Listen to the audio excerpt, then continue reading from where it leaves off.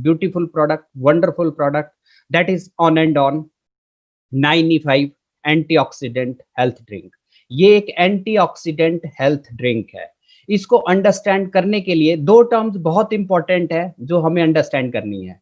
एक है एंटीऑक्सीडेंट, एक है फ्री रेडिकल।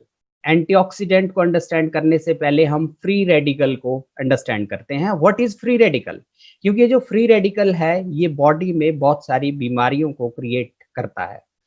हमारा जो बॉडी है वो बहुत सारी कोशिकाओं से मिलके बना है, बहुत सारी सेल्स से मिलके बना है। जैसे एक बिल्डिंग बनती है, बेसिक यूनिट ईंट हो सकता है, उसी तरह से हमारा जो बॉडी है वो बहुत सारी कोशिकाओं से मिलके बना है।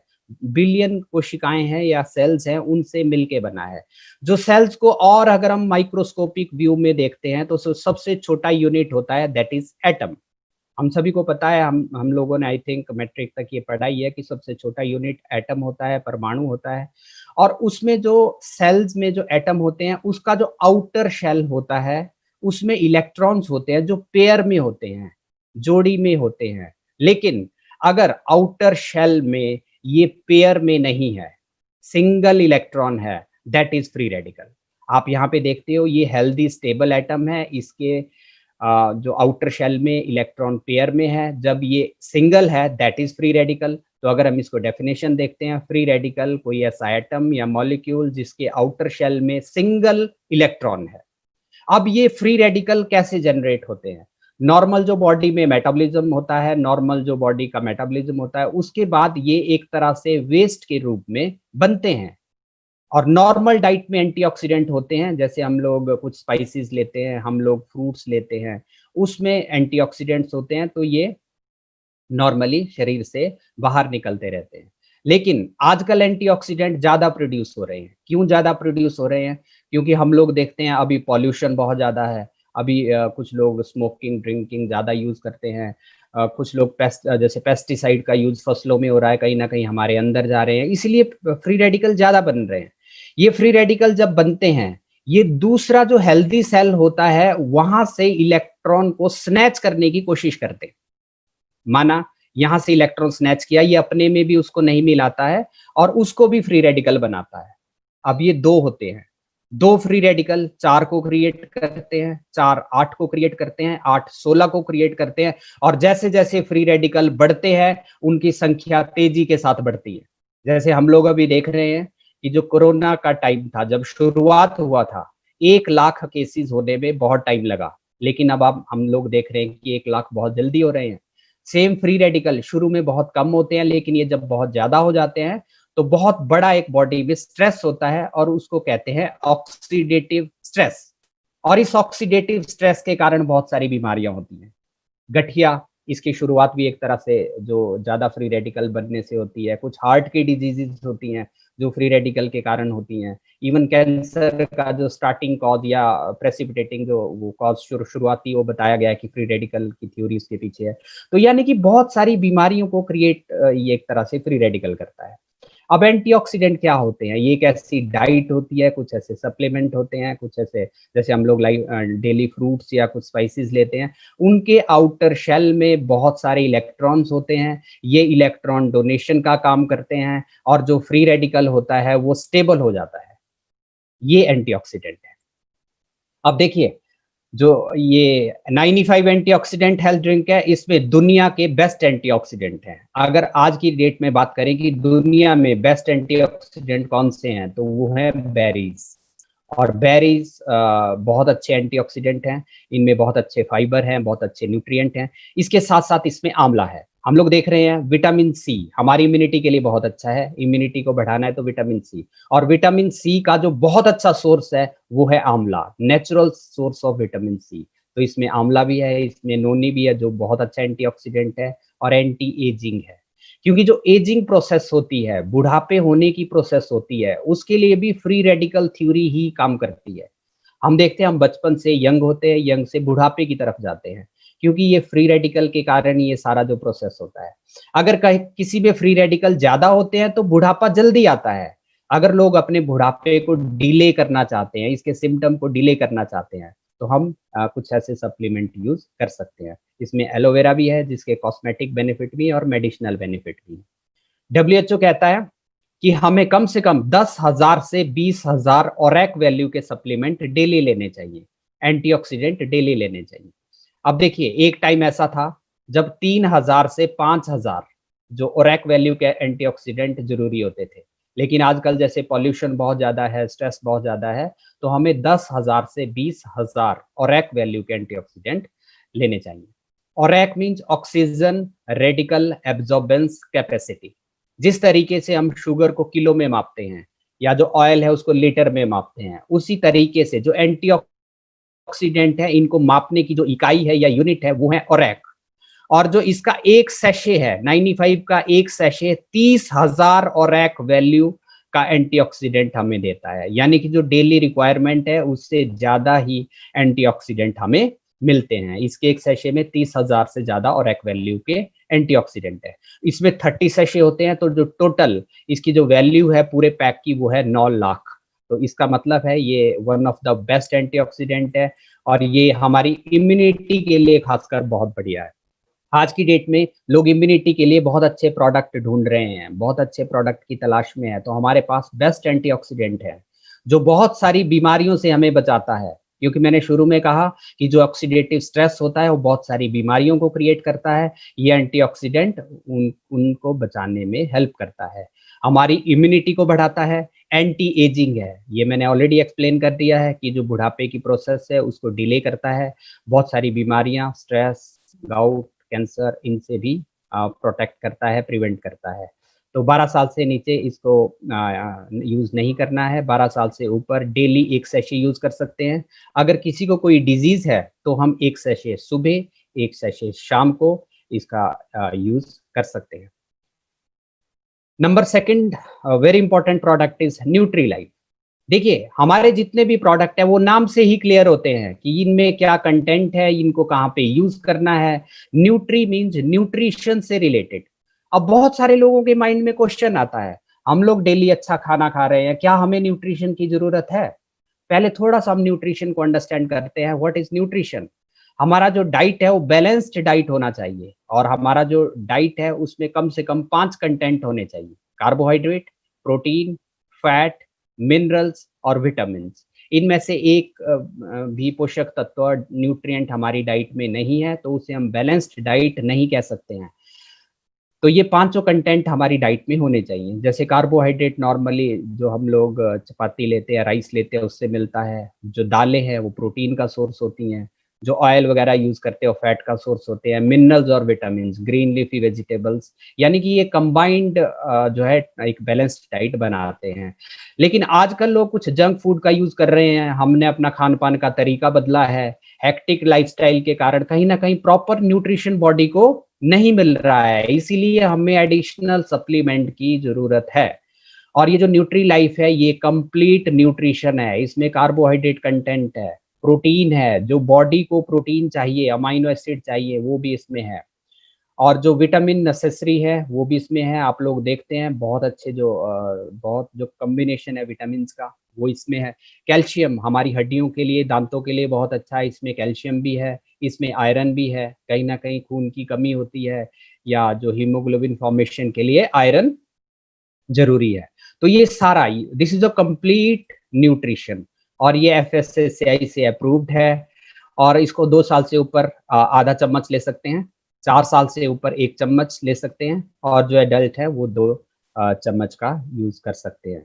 इसको दूध के साथ भी लिया जा सकता है, इसको ल्यूक वार्म वाटर के साथ भी लिया जा सकता है, इसको जूस या सूप या शेक के साथ भी यूज किया जा सकता है। इसको डायबिटिक पेशेंट को इसको नहीं देना है क्योंकि इसमें जो शुगर कंटेंट है वो है, तो डायबिटिक पेशेंट में ये नहीं देना है। तो ये कंप्लीट न्यूट्रिशन है। किसी में भी न्यूट्रिशनल डेफिशिएंसी है या अपने खाने में न्यूट्रिशन को पूरा करना है तो इसका यूज किया जा सकता है। अगला जो बहुत शानदार प्रोडक्ट है दैट इज प्रोटीन। अब वही बात आती है कि प्रोटीन क्या हमें यूज करना चाहिए रेगुलर? कुछ लोग सोचते हैं जो जिम जाते हैं उनको ही प्रोटीन का यूज करना चाहिए। प्रोटीन हमारी डाइट का बहुत इंपॉर्टेंट एक कंटेंट है।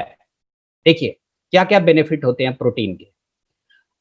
हमारी बॉडी में बहुत सारे एंटीजन जाते हैं या बहुत सारे बैक्टीरिया, वायरस जाते हैं। जब वो शरीर में जाते हैं तो हमारी बॉडी में एंटीबॉडीज बनते हैं जो उनसे लड़ने की क्षमता को बढ़ाते हैं। ये जो एंटीबॉडीज हैं ये भी प्रोटीन हैं। हम जो खाना खाते हैं उसका जो डाइजेशन होता है या मेटाबॉलिज्म होता है उसके लिए बहुत सारे एंजाइम चाहिए होते हैं, वो भी प्रोटीन है। हमारी बॉडी में बहुत सारे हार्मोन्स होते हैं, वो भी प्रोटीन है। हमारी जो बॉडी का स्ट्रक्चर है या मसल्स हैं उसके लिए भी प्रोटीन चाहिए। हमारी स्किन के लिए, आईज के लिए और हेयर के लिए भी प्रोटीन चाहिए। मीन्स प्रोटीन बहुत इंपॉर्टेंट है। प्रोटीन ये सारे बेनिफिट करता है। अगर प्रोटीन डेफिशिएंसी होती है तो बहुत सारी प्रॉब्लम्स होती हैं, हेयर से रिलेटेड, स्किन से रिलेटेड, नेल से रिलेटेड या आई साइट से रिलेटेड बहुत सारी प्रॉब्लम्स होती हैं। हमारे पास जो प्रोटीन पाउडर है, ये मिक्सचर है whey protein, soya protein, pea protein. Whey protein जिसका मिल्क सोर्स है, सोया प्रोटीन जो सोयाबीन जिसका सोर्स है, पी प्रोटीन ये मटर से एक प्रोटीन जो एक्सट्रैक्ट किया गया है।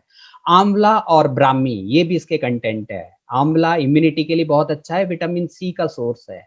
और जो ब्राह्मी है हमारे ब्रेन के लिए बहुत बढ़िया है।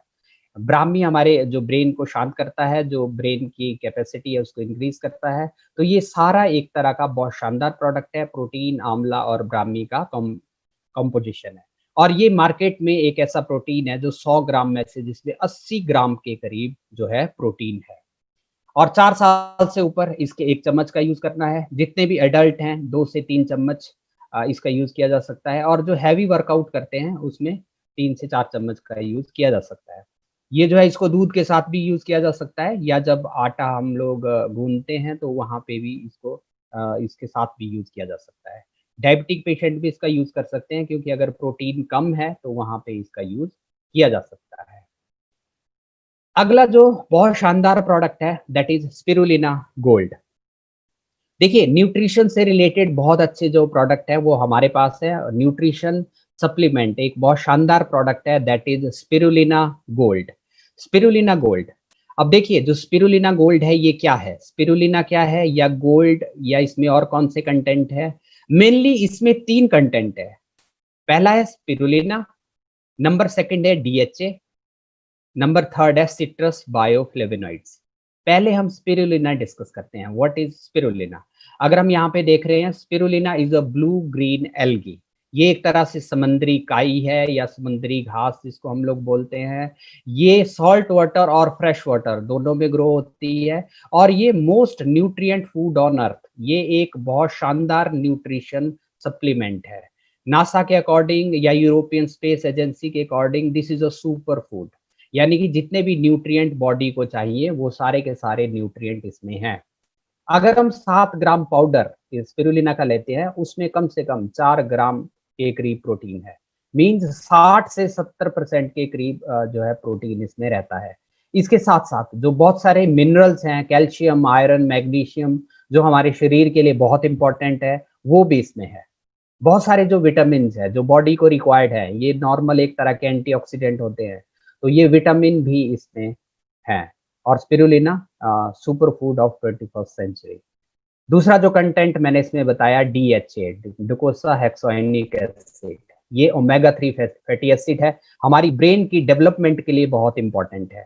हमारी स्किन के लिए, आईज के लिए भी ये बहुत इंपॉर्टेंट एक कंटेंट है।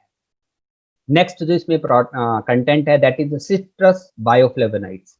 ये सिट्रस बायोफ्लेवोनॉइड्स फ्रूट्स में एंटीऑक्सीडेंट होते हैं, ये भी इसमें हैं। हम लोग देखते हैं, हम लोग किसी के पास जब बीमार कोई लोग होते हैं तो हम लोग हॉस्पिटल जाते हैं तो उनको ज्यादातर हम लोग फ्रूट्स लेके जाते हैं।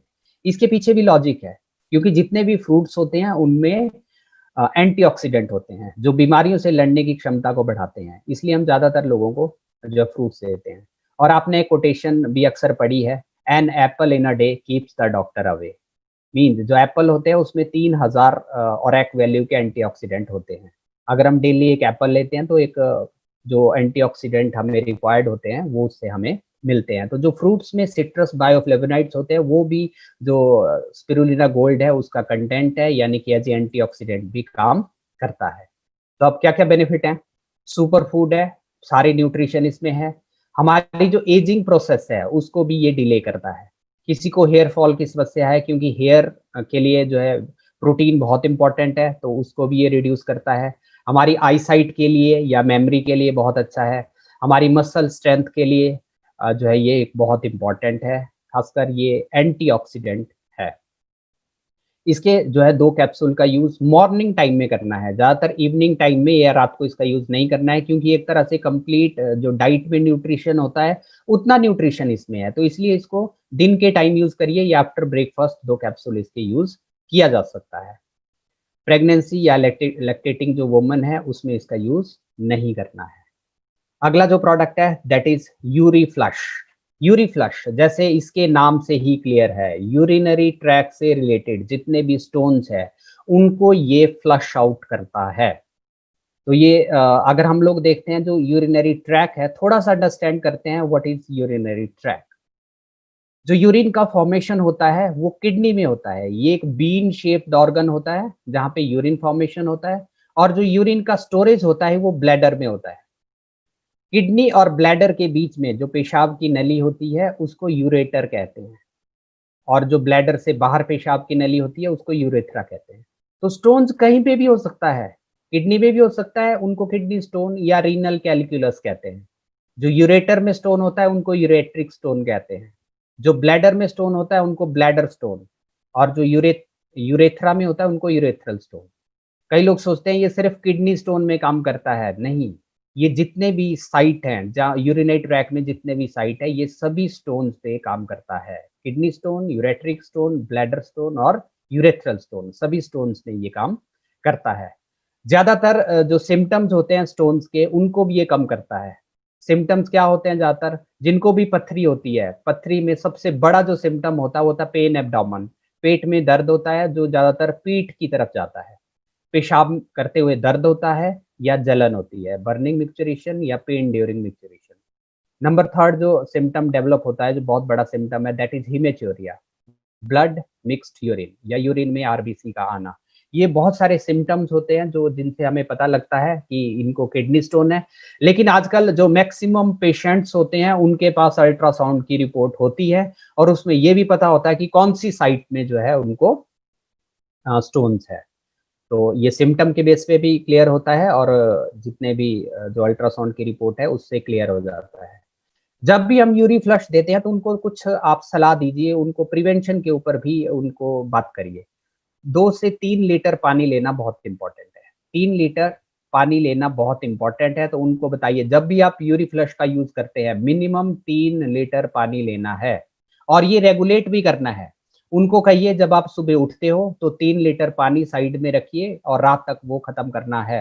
अगर वो पानी का यूज़ नहीं करेंगे तो स्टोन निकलने के चांसेस बहुत कम है, और अगर वो पानी का भरपूर यूज़ करते हैं तो डेफ़िनेटली स्टोन जल्दी बाहर निकलता है। तो ये एक बहुत इम्पोर्टेंट पॉइंट है जो लोगों से शेयर करना है। एंड नंबर 2 जो स्टोन फॉर्मिंग सब्सटेंसेस है वो यूज़ कम करने हैं। जैसे जितने भी प्रोटीन सप्लीमेंट है वो कम करने हैं, पालक, बैंगन इनका कम यूज़ करना है, चाय, कॉफ़ी, बीटरूट इनका भी कम यूज़ करना है। ये भी हमें लोगों को सलाह देनी है जिनको किडनी स्टोन है। इसके जो मुख्य घटक है वो है पाषाण भेद। पाषाण होता है पत्थर, भेद होता है तोड़ना। इस प्लांट के नाम से ही क्लियर होता है, ये पथरी को तोड़ने का काम करता है। इसमें गोक्षुर होता है जो यूरिन की फॉर्मेशन करता है। कुल्थी भी स्टोन को क्रश करने में हेल्प करता है। मीन्स जो यूरी फ्लश होता है वो स्टोन्स को क्रश करता है, स्टोन्स को तोड़ता है, और अगर हम पानी ज़्यादा लेते हैं जो इसमें गोक्षुर कंटेंट है, यूरिन फॉर्मेशन ज़्यादा होता है, तो उसको फ्लश आउट करता है। यानी कि पथरी को तोड़ता है और उसको फ्लश आउट करता है। और इसके 2-2 चम्मच हम 2 बार भी यूज़ कर सकते हैं या 3 बार भी इसके जो है यूज़ कर सकते हैं। और जो यूरी फ्लश टैबलेट हैं, 2 टैबलेट मॉर्निंग में और 2 टैबलेट इवनिंग में या खाना खाने के बाद रात को यूज़ किया जा सकता है। तो ये इसका जो डोज़ है कि किस तरीके से हम इसको ले सकते हैं। एट लास्ट फिर से मैं एक बात रिपीट करना चाहूँगा कि ज़्यादा पानी पीना बहुत इम्पोर्टेंट है। जितना ज़्यादा पानी पिएँगे उतना जो है स्टोन निकलने के चांसेस ज़्यादा है। और एक ख़ास ख़्याल रखना है कि ये गाल ब्लैडर स्टोन्स के लिए नहीं है, जो पित्ते की पथरी होती है, क्योंकि ज़्यादातर लोग बाद में क्वेश्चन करते हैं कि सर गाल ब्लैडर स्टोन्स में भी काम करता है? तो गाल ब्लैडर स्टोन में ये काम नहीं करता है। यूरिनरी ट्रैक से रिलेटेड जितने भी स्टोन्स होते हैं ये उसमें काम करता है। अगला जो बहुत इंपॉर्टेंट प्रोडक्ट है दैट इज वुमन कंपेनियन। हम लोग देखते हैं जो आधी आबादी है वो महिलाओं की है, और उनमें ये जो रिप्रोडक्टिव सिस्टम फीमेल का है, मेल का है, डिफरेंट है। थोड़ा-सा हम अंडरस्टैंड करते हैं। अगर आप ये इमेज देख पा रहे हो, ये जो मिड वाला पार्ट है दैट इज़ यूट्रस और इसका जो अंदर वाला लेयर होता है उसको बोलते हैं एंडोमेट्रियम और जो एग फॉर्मेशन होती है वो ओवरी में होती है, जो ये वाला पार्ट है। और 14th डे में अगर हम लोग देखते हैं जो साइकिल होता है ये 28 डेज़ का होता है। जो मेंस्ट्रुअल साइकिल होता है 28 डेज़ का होता है और 14th डे पे एग रिलीज़ होता है या जिसको हम ओव्यूलेशन बोलते हैं। अगर उसके बाद प्रेगनेंसी होती है, तो जो एंडोमेट्रियम जो अंदर वाला लेयर है ये शेड नहीं होता है। अगर प्रेगनेंसी नहीं होती है, तो जो अंदर वाला जो लेयर होता है, जो प्रेगनेंसी के लिए प्रिपेयर होता है, वो शेड हो जाता है, जिसको मेंस्ट्रुएशन कहते हैं। और इसकी शुरुआत अप्रॉक्स 13 ईयर की एज में शुरू होती है जिसको हम मीनार्के कहते हैं और 45 ईयर जब बंद होता है तो उसको हम मेनोपॉज़ कहते हैं। तो इस दौरान इस प्रोडक्ट का यूज़ किया जा सकता है बिटवीन 13 ईयर टू 45 ईयर्स।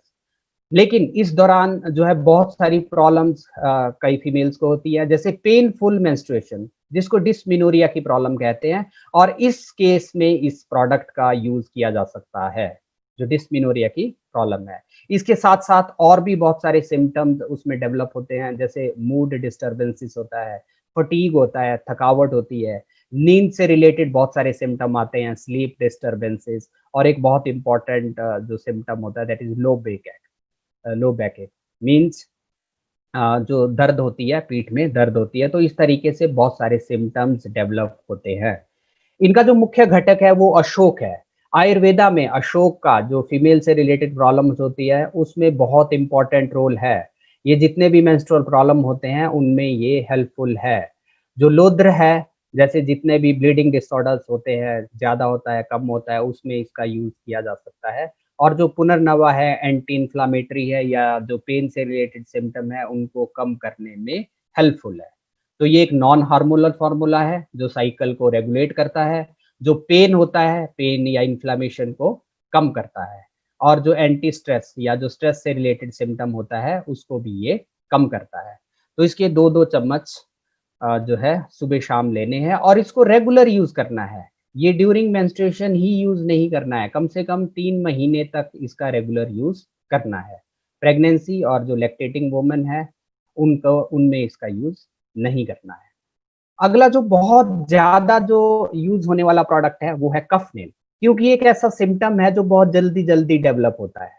जैसे मौसम चेंज होता है, कई लोगों को खाँसी हो जाती है, कुछ लोगों का बार-बार गला खराब रहता है, कुछ लोगों को बार-बार जुकाम होने की समस्या होती है, क्योंकि जो हमारा रेस्पिरेटरी ट्रैक है, हमारा जो श्वसन तंत्र है, उसमें कहीं पे भी इन्फ्लेमेशन होती है या सूजन होती है, तो कफ जो है एक तरह का जो रिफ्लेक्स जो डेवलप होता है या जो खाँसी होती है। अब जो कफनील है, उसमें जैसे तुलसी है, वासा है। अभी हम लोग देखते हैं आयुष मंत्रालय कह रहा है कि तुलसी का यूज़ करना चाहिए। अगर हमें बार-बार खाँसी रहती है तो तुलसी का यूज़ करिए, वासा का यूज़ करिए। जो वासा होता है वो बलगम को बाहर निकालता है और जो तुलसी होता है वो ड्राई कफ में यूज़ होता है। तो इसमें दोनों कंटेंट है, तो ये ड्राई कफ में भी यूज़ होता है और अगर आप बलगम है तो उसमें भी इसका यूज़ किया जा सकता है। यानी कि किसी भी तरह की खाँसी में इसको यूज़ किया जा सकता है। किसी को डस्ट से एलर्जी है तो खाँसी होती है, वहाँ पे भी इसका यूज़ किया जाता है। ये हमारी इम्यूनिटी को भी इंक्रीज़ करता है, जैसे इन्फेक्शन होता है क्योंकि तुलसी, पिपली ये इम्यूनिटी को भी इंक्रीज़ करते हैं, तो जो इन्फेक्शन होता है उसको ओवरकम करने में भी हेल्प करते हैं। और इसमें कोई ऐसा फ़ॉर्मूला नहीं है जिससे नींद आए। तो ये एक तरह से ड्रॉज़ीनेस या जो नींद आती है वो इससे नहीं आती है और डायबिटिक पेशेंट भी इसका यूज़ कर सकते हैं क्योंकि डायबिटिक पेशेंट जितने भी शुगर वाले जो सिरप होते हैं वो यूज़ नहीं कर सकते हैं, तो ये जो डायबिटिक पेशेंट है वो भी यूज़ कर सकते हैं। 2-2 चम्मच सुबह-शाम यूज़ किया जा सकता है, अगर किसी को ज़्यादा खाँसी है तो 2-2 चम्मच 3 बार भी इसका यूज़ किया जा सकता है। और जिसका बार-बार गला खराब रहता है या जुकाम रहता है, वहाँ पे भी इसका यूज़ किया जा सकता है। और एक टाइम ऐसा था इंडिया में जब किसी को सर्दी होती थी, जुकाम होता था या बार-बार गला खराब होता था, तो हम घर में कुछ काढ़ा-वाढ़ा ही बनाते थे। ज़्यादातर कोई भी हम मार्केट से या कहीं से कोई मेडिसिन नहीं लेते थे। आज भी कई ऐसे बुज़ुर्ग होंगे जो आज भी ये कहते हैं कि हमने आज तक कोई मेडिसिन नहीं ली है। लेकिन आज हम लोग देखते हैं जितने भी लोग हैं कहीं न कहीं बहुत जल्दी-जल्दी मेडिसिन लेते हैं। तो हम लोग कुछ ऐसे सप्लीमेंट यूज़ कर सकते हैं जो हमारी बॉडी के लिए सेफ है। अगला जो बहुत ज़्यादा यूज़ होने वाला प्रोडक्ट है वो है लिवर गेन। इसके नाम से ही क्लियर है। जैसे लीवर जो है ये लीवर से रिलेटेड प्रॉब्लम्स के लिए है या लीवर को हेल्दी रखने में ये हेल्पफुल है। जैसे मैंने ऑलरेडी आपसे डिस्कस किया कि जितने भी हमारे प्रोडक्ट हैं, वो उनके नाम से ही क्लियर हो जाता है कि ये कहाँ पे यूज़ करना है। लिवर गेन, ये लिवर से रिलेटेड जितने भी डिसऑर्डर्स हैं वहाँ पे यूज़ होता है। और थोड़ा-सा हम अंडरस्टैंड करते हैं लीवर से जो लीवर है उसके क्या-क्या फंक्शन है। लीवर हमारी बॉडी का एक ऐसा ऑर्गन है जो 500 से ज़्यादा फंक्शन करता है। आप सोच के देखिए कितना इम्पोर्टेंट ऑर्गन है। 500 से ज़्यादा फंक्शन लीवर के हैं। और अगर मैं मोटे-मोटे तौर पे देखूँ जो इनके मेन 4-5 जो फंक्शन है वो है सबसे पहला फंक्शन है डाइजेशन। हमारा खाना जो पचता है या पाचन क्रिया, उसके लिए लीवर का बहुत इम्पोर्टेंट रोल है। सेकंड मेटाबॉलिज़्म, जैसे खाना पचने के बाद जो कार्बोहाइड्रेट होते हैं, प्रोटीन होते हैं, फैट होते हैं, वो अपने-अपने यूनिट में कन्वर्ट हो जाते हैं। उसके बाद बॉडी को एनर्जी कैसे मिलती है? उसके बहुत सारे केमिकल रिएक्शन होते हैं जिनको मेटाबॉलिज़्म कहते हैं। हमारी इम्यूनिटी में भी लीवर का बहुत बड़ा रोल है। बहुत सारे न्यूट्रिएंट हैं जो हमारी बॉडी में स्टोर्ड रहते हैं। जब यूज़ करना होता है तो वो यूज़ होते हैं वरना स्टोर्ड रहते हैं, जैसे बहुत सारे विटामिन्स है या मिनरल्स हैं। और एक जो बहुत इम्पोर्टेंट फंक्शन लीवर का है वो है डिटॉक्सिफिकेशन, शरीर से टॉक्सिन को बाहर निकालना।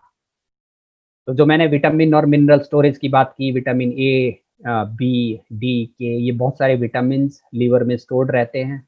कुछ मिनरल्स हैं वो भी स्टोर्ड रहते हैं लाइक आयरन, कॉपर जो हमारी बॉडी के लिए बहुत इम्पोर्टेंट है। इम्यूनिटी से रिलेटेड या इम्यूनोलॉजिकल फंक्शन क्या-क्या हैं? जो लीवर होता है इसमें एक कफर सेल्स होते हैं। जो भी बैक्टीरिया, वायरस हमारी बॉडी में जाते हैं, जैसे ही वो लीवर के थ्रू या कफर सेल्स में जाते हैं, ये कफर सेल्स उनको डिस्ट्रॉय कर देते हैं। यानी कि हमारी इम्यूनिटी के लिए भी लीवर का बहुत इम्पोर्टेंट रोल है। इसीलिए लीवर का हेल्दी रहना बहुत इम्पोर्टेंट है। एक थोड़ा-सा हम अंडरस्टैंड करते हैं डिटॉक्सिफिकेशन। क्यों ये इम्पोर्टेंट है? क्योंकि हमारे बहुत सारे प्रोडक्ट हैं, जो डिटॉक्सिफिकेशन हम बार-बार बोलते हैं बॉडी से टॉक्सिन को बाहर निकालना। तो जो लिवगेन है वो भी डिटॉक्सिफिकेशन करता है, हमारा जो ब्लड प्यूरीफायर है वो भी डिटॉक्सिफिकेशन करता है, हमारे पास एक डेली डिटॉक्स है वो भी डिटॉक्सिफिकेशन करता है। तो इसलिए इसको अंडरस्टैंड करना थोड़ा-सा इम्पोर्टेंट है। देखिए, हमारी बॉडी में बहुत सारे टॉक्सिन्स बनते हैं, जैसे जो मेटाबॉलिज़्म जो प्रोसेस होता है, उसके बाद भी कुछ टॉक्सिन्स बनते हैं या बाहर से बहुत सारे टॉक्सिन हमारी बॉडी में जाते हैं। जैसे बहुत सारे अल्कोहल सप्लीमेंट है या जो अ, हम लोग पेस्टिसाइड का यूज़ करते हैं या जो सब्ज़ी या जितने भी आजकल यूज़ होते हैं, केमिकल फर्टिलाइज़र का यूज़ हो रहा है, वो भी हमारे शरीर में जाते हैं। बहुत सारे टॉक्सिन हमारी बॉडी में जा रहे हैं, कुछ हमारी बॉडी में बन रहे हैं, कुछ बाहर से हमारी बॉडी में जा रहे हैं। इन सब का जो प्रोसेसिंग होता है वो लीवर में होता है। लीवर उनको डिटॉक्सिफाई करके बॉडी से बाहर निकालता है और बाहर निकालने के मेनली 3 रूट है। या तो किडनी के थ्रू निकलते हैं, हमारे जो यूरिन है उसके थ्रू निकलते हैं, या तो हमारे इंटेस्टाइन या स्टूल के थ्रू निकलते हैं। थर्ड जो रूट है वो है स्किन, हमारे स्किन के थ्रू बाहर निकलते हैं। ये 3 रूट है। मीन्स अगर हम याद रखें कि जितने भी टॉक्सिन बाहर से शरीर में जा रहे हैं या हमारी बॉडी में प्रोड्यूस हो रहे हैं, उनकी जो डिटॉक्सिफिकेशन होती है वो लीवर में होती है। उसके बाद वो किडनी के थ्रू या यूरिन के थ्रू बाहर निकलते हैं, इंटेस्टाइन के थ्रू या स्टूल के थ्रू बाहर निकलते हैं या हमारी स्किन के थ्रू स्वेटिंग वो बाहर निकलते हैं। ये एक तरह से मेन जो डिटॉक्सिफिकेशन है। तो लीवर का एक बहुत इंपॉर्टेंट रोल है जो डिटॉक्सिफिकेशन करता है। बहुत सारी बीमारियाँ लीवर की होती हैं, जिनमें बहुत इंपॉर्टेंट आज की डेट में एक फैटी लीवर की समस्या है। शायद फैटी लीवर पहले बहुत ज़्यादा नहीं होता था, आजकल बहुत ज़्यादा लोगों को फैटी लीवर की समस्या है। और बहुत सारे जो नॉन अल्कोहलिक फैटी लिवर है या कोई ड्रग लेने से, टॉक्सिन लेने से भी लिवर की बीमारियाँ होती हैं। अब देखिए जो लिव गेन में जितने भी कंटेंट है, ये हिपैटोप्रोटेक्टिव ड्रग हैं। हिपैटोप्रोटेक्टिव का क्या मतलब है? जो हमारे लीवर को है उनको प्रोटेक्ट करती हैं, उनका जो नॉर्मल फंक्शनिंग है उनमें हेल्पफुल हैं। जैसे कुटकी इनका एक मेन इम्पोर्टेंट जो घटक है, जो बहुत इम्पोर्टेंट एक ड्रग आयुर्वेदा में है, जो लिवर से रिलेटेड जितनी भी प्रॉब्लम्स होती है उसमें इसका यूज़ होता है। इसके अलावा भी इसमें बहुत सारी जो ड्रग्स हैं लाइक कालमेघ जो है इसके मेन घटक हैं।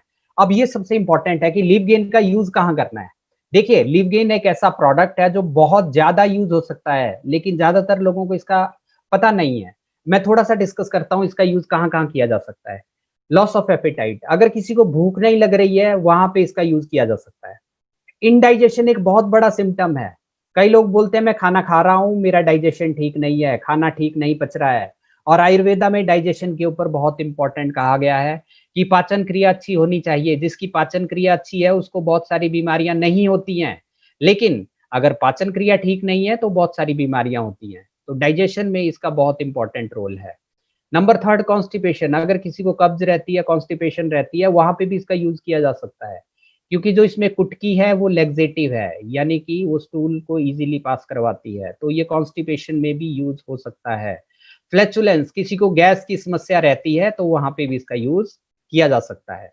और जो अल्कोहल लेते हैं, बहुत सारे लोग ऐसे हैं जो अल्कोहल का कंजप्शन करते हैं, उनको गाइड कर सकते हैं कि वैसे अल्कोहल नहीं लेना है। अगर कोई लेता है तो साथ में वो लिव गेन का यूज करे तो लीवर को प्रोटेक्ट किया जा सकता है। और कुछ लोग ऐसे होते हैं जो कुछ ना कुछ मेडिसिन लेते हैं, जैसे कोई डायबिटीज के लिए मेडिसिन ले रहा है, कुछ लोग गाउट के लिए मेडिसिन ले रहे हैं, कुछ लोग आर्थराइटिस के लिए रेगुलर मेडिसिन ले रहे हैं, कुछ लोग, आज की डेट में बहुत सारे लोग हैं जो शायद खाना कम खाते हैं, दवाइयां ज्यादा खाते हैं। उनको हम गाइड कर सकते हैं कि अगर लीवर को हेल्दी रखना है, उनका लीवर पे असर ना हो, तो हम लिव गेन का यूज साथ में कर सकते हैं। ये भी एक बहुत इंपॉर्टेंट एक पार्ट है।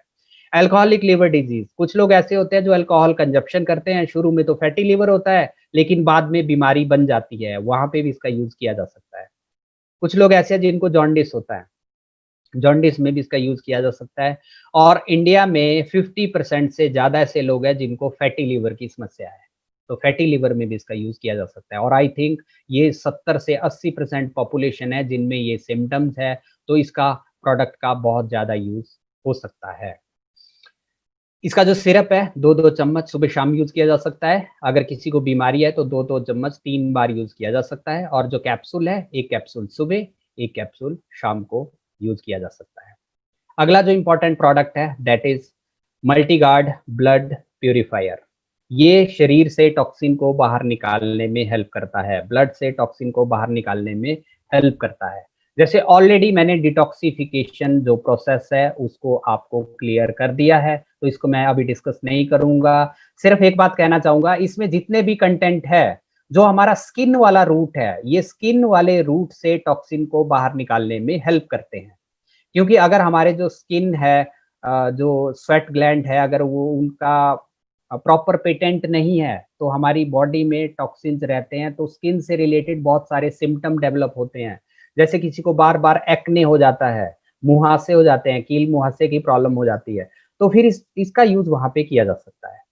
जो मल्टीगार्ड ब्लड प्यूरिफायर है, स्किन को हेल्दी रखने के, स्किन को ग्लो करने के बहुत अच्छे कंटेंट इसमें है। इसका यूज एक्ने में किया जा सकता है, पिंपल्स में किया जा सकता है, या किसी को बार बार रिकरेंट इन्फेक्शन होते हैं वहां पे किया जा सकता है। और कुछ लोग ऐसे हैं जिनको स्किन से रिलेटेड बहुत सारी बीमारियां ऑलरेडी हैं, कोई भी स्किन की बीमारियों के लिए कोई भी मेडिसिन ले रहा है उसको लेते रहने दीजिए, साथ में एडजुएंट इसको यूज करवाइए, क्योंकि स्किन से रिलेटेड बहुत सारी प्रॉब्लम्स में ये बेनिफिशियल है। नंबर सेकंड, ये किडनी और लीवर के फंक्शन को इम्प्रूव करता है, जिसके कारण डिटॉक्सिफिकेशन इजीली होता है और टॉक्सिन शरीर से बाहर निकलते हैं। कहीं ना कहीं हमारी इम्यूनिटी के लिए, क्योंकि शरीर से टॉक्सिन बाहर निकलते हैं तो हमारी इम्यूनिटी बहुत अच्छी रहती है। तो ये एक बहुत इंपॉर्टेंट प्रोडक्ट है। जो स्किन से रिलेटेड प्रॉब्लम है, कील मुहासे से रिलेटेड प्रॉब्लम है, पिंपल्स हैं, वहां पे इसका यूज किया जा सकता है। 2-2 चम्मच सुबह शाम यूज किया जा सकता है, लेकिन अगर किसी को डिजीज है तो 2-2 चम्मच 3 बार भी यूज किया जा सकता है।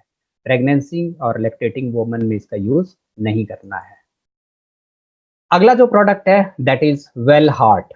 ये भी एक ऐसा प्रोडक्ट है जो दुनिया में बहुत ज्यादा यूज हो सकता है। अगर मैं ऐसे ही आपसे सवाल करूं, आज की डेट में सबसे ज्यादा डेथ कौन सी बीमारी से होती है? कुछ लोग बोलते हैं शायद एक्सीडेंट से होते होंगे, कुछ लोग बोलते हैं शायद कोई और प्रॉब्लम होती होगी, लेकिन दुनिया में WHO के अनुसार सबसे ज्यादा जो डेथ होती है वो हार्ट की बीमारियों के कारण होती है। और जिनमें हार्ट अटैक एक पार्ट है, या हार्ट अटैक जो कोरोनरी आर्टरी डिजीज है, उसके कारण दुनिया में सबसे ज्यादा जो है डेथ होती है। हार्ट हमारी बॉडी का एक बहुत इंपॉर्टेंट ऑर्गन है, जो ब्लड को पंप करता है और पूरे शरीर में ऑक्सीजन या न्यूट्रिएंट को लेके जाता है। तो हार्ट का हेल्दी होना बहुत इम्पोर्टेंट है। हार्ट की बहुत सारी बीमारियां होती हैं, जिनमें एक जो मोस्ट कॉमन है that is coronary artery disease.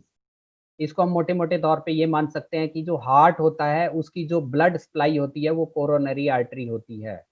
और कोरोनरी आर्टरी अगर इनमें ब्लॉकेज होती है, तो पर्टिकुलर पार्ट जो हार्ट का होता है, वो वर्किंग नहीं करता है या डेड हो जाता है, जिसको हम लोग हार्ट अटैक बोलते हैं।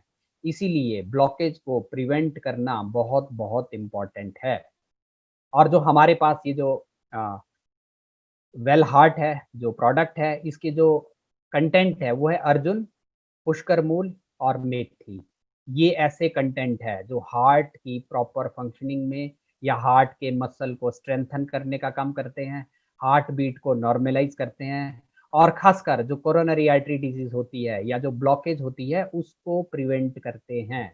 तो ये एक बहुत इम्पोर्टेंट जो है एक तरह का कंटेंट है या प्रोडक्ट है। और ये कोलेस्ट्रॉल लेवल को भी मेंटेन करते हैं। मैक्सिमम हम लोग देखते हैं जिनका कोलेस्ट्रॉल ज़्यादा रहता है, उनमें जो हार्ट अटैक के ज़्यादा चांसेज़ होते हैं। तो ये हार्ट अटैक के जो चांसेज़ होता है उनको भी कम करता है और ये कोलेस्ट्रॉल को भी कंट्रोल करने का काम करता है। तो दोनों इसके बहुत अच्छे जो बेनिफिट हैं।